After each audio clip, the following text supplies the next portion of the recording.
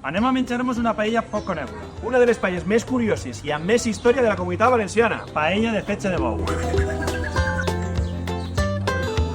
Primer se fica l'oli i se tira sal.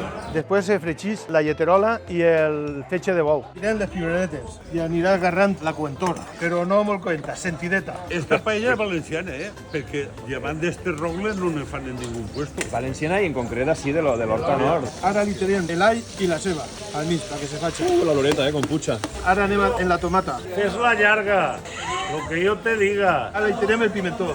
L'endívia antes de que se creme el pimentó. L'endívia posa molta quantitat per llevar-li la grassa, perquè estigui més suave. Tot això desapareix, perquè l'endívia s'aulla.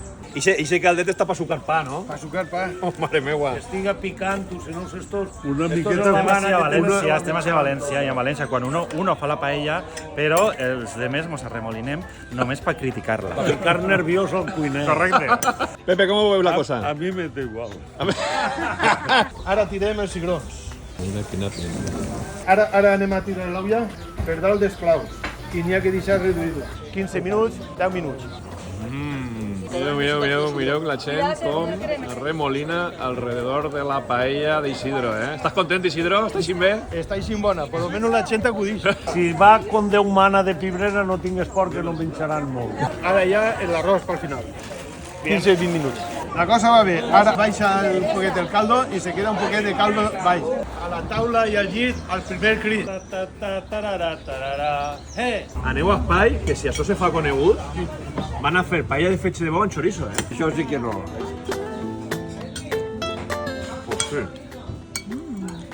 Boníssim. Està molt bona, Però tampoc és tan potent el sabor. Me lo imaginar més... No, bueno. Està forteta, però... El sabor no és potent, és després. És després. Després, pues, a què vol dir?